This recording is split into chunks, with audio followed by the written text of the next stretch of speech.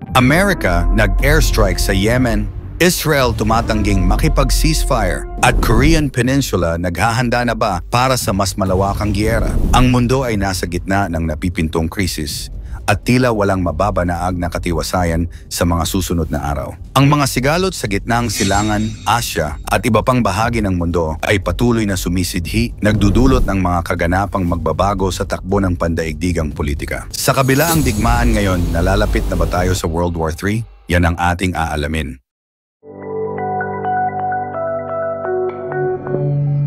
Noong Huwebes, October 17, isang makasaysayang hakbang ang ginawa ng Estados Unidos sa kanilang pagpapatupad ng airstrike sa Yemen gamit ang isa sa kanilang pinakamodernong sandata, ang B-2 stealth bomber.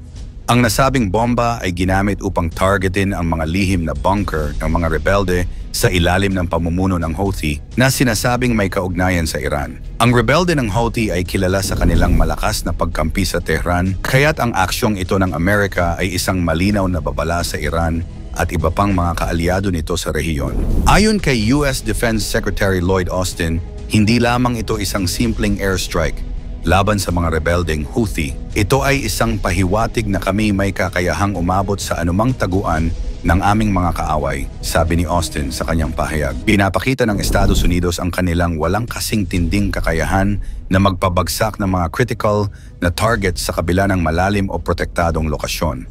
Ang paggamit ng mga armas tulad ng B-2 stealth bomber ay hindi lamang nagpapakita ng lakas militar, kundi isang pahiwatig na maaaring papalapit na ang mas malalaking opensiba laban sa mga pinamumunuang estado ng Iran sa rehiyon. Ayon sa ilang mga eksperto, ang paggamit ng ganitong klaseng teknolohiya ng militar ay hindi basta-basta. Maaaring ito ay unang hakbang patungo sa mga target na mas mataas ang antas, tulad ng mga pasilidad na nuklear ng Iran, tulad ng Natanz at Fordo, na itinayo para maprotektahan mula sa mga airstrike, ay matagal nang pinaghahandaan ng mga bansa tulad ng Amerika at Israel. Ang mga lokasyong ito ay malalim ang pagkakatago sa ilalim ng lupa at dinisenyo upang maging ligtas mula sa pag-atake. Gayunpaman, sa teknolohiya ng mga modernong armas tulad ng GBOU-57, Massive Ordnance Penetrator, nagiging posible nang sirain ang mga pasilidad na ito na higit pang naglalagay ng Iran sa peligro.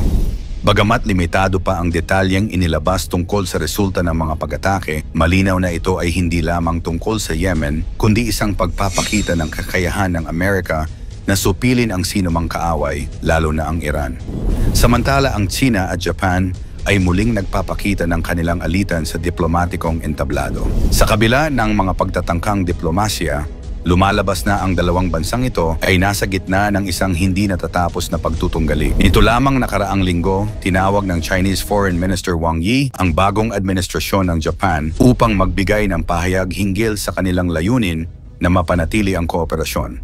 Sinabi ni Wang sa kanilang Japanese counterpart na si Takeo Akiba, ang bagong National Security Advisor ng Japan, na mahalaga ang pagkakaroon ng mutual cooperation upang maiwasan ang mga hindi pagkakaunawaan. Ngunit sa kabila ng mga pahayag ng kapayapaan, hindi maitatanggi na ang issue ng Senkaku Islands ay patuloy na nagpapainit sa relasyon ng dalawang bansa. Ang mga isla na pinag-aagawan ng Japan at China ay may malawak na deposito ng langis at likas na yaman na siyang dahilan kung bakit ayaw bitawan ng magkabilang panig ang kanilang pag-aangkin. Ang East China Sea, kung saan matatagpuan ang Senkaku Islands, ay isa rin sa mga pinakaabalang ruta ng kalakalan at dito rin umaasa ang China para sa kanilang mga pangunahing supply ng langis at iba pang kalakal mula sa gitnang silangan. Dahil dito mahirap isiping bibitawan ng China ang kanilang mga claim sa rehiyon na ito. Ang Japan, na isang pangunahing alyado ng Estados Unidos sa rehiyon, ay muling nagpapalakas ng kanilang depensa. Kamakailan lamang inilunsad ng Japan ang mga bagong modernong barkong pandigma at fighter jets na nagpapakita ng kanilang intensyon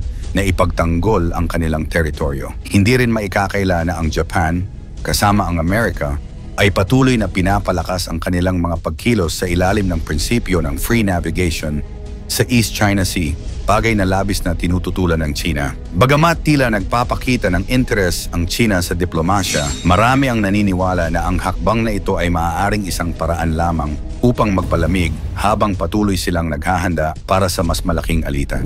Israel tumangging magpatupad ng ceasefire. Sa gitnang silangan, ang Israel at Hezbollah ay muling nasa gitna ng matinding sagupaan. Tumanggi ang gobyerno ng Israel na sundin ang panawagan ng Amerika na magpatupad ng ceasefire. Sa halip, ipinahayag ng militar ng Israel na kanilang layuning patuloy na sirain ang pinansyal na network ng Hezbollah na sinusuportahan ng Iran. Ang kanilang mga atake ay nakatuon sa mga pasilidad na nagpapalaganap ng mga operasyon ng militanteng grupo. Ayon sa tagapagsalita ng militar, na si Rear Admiral Daniel Hagari, ang mga opensiba ng Israel ay tututok sa mga target na estratehiko ng Hezbollah sa loob ng Lebanon. Dahil dito, libu-libong sibilyan ang napipilitang lumikas sa takot na madamay sa mga sunod-sunod na pag-atake. Ayon pa sa ulat, pinaplanong palawakin ng Israel ang mga opensibang ito upang tuluyan ng magapi ang Hezbollah na ilang dekada ng kaaway ng Estado ng Israel. Samantala, sa kabila ng matinding presyur mula sa pandaigdigang komunidad,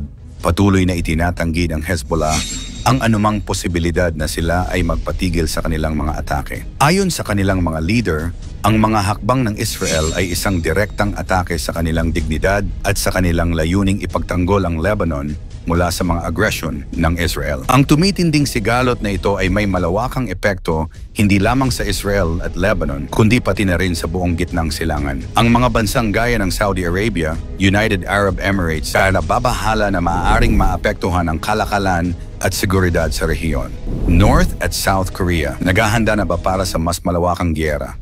Sa Korean Peninsula, isang malaking tensyon ang muling sumiklab sa pagitan ng North at South Korea matapos akusahan ng Pyongyang ang Seoul ng pagpapalipad ng mga drone na naglalaman ng propaganda leaflets patungong North Korea. Itinanggi ng South Korea ang mga alegasyon, ngunit hindi nito napigilan ang galit ng North Korea. Si Kim Yo-jong, ang kapatid ng North Korean leader na si Kim Jong-un, ay nagbanta na magkakaroon ng matinding retribution kung magpapatuloy ang ganitong mga aksyon. Ayon kay Kim Yo-jong, ito ay isang seryosong pagsuway na hindi namin papalampasin. Ang ganitong mga banta ay nagbabadya ng malakihang aksyon mula sa Pyongyang na kilala sa kanilang masidhing reaksyon laban sa anumang kilos na itinuturing nilang pambabastos sa kanilang dignidad at soberanya. Naghahanda ang Pyongyang ng kanilang militar para sa anumang posibleng opensiba mula sa South Korea o mga kaalyado nito, partikular na ang Estados Unidos. Sa kabilang dako, patuloy naman ang South Korea sa kanilang pagpapalakas ng mga depensa sa hangganan, kasama na ang mga modernong sistema ng anti-missile at air defense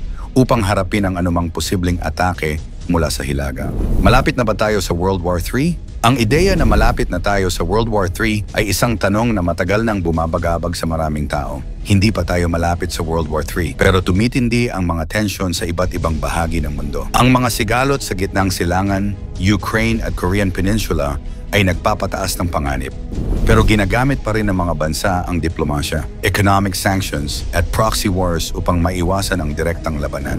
Ang takot sa paggamit ng nuclear weapons ay isang malaking dahilan kung bakit pinipili ng mga makapangyarihang bansa ang pag-iwas sa digmaang pandaigdigan.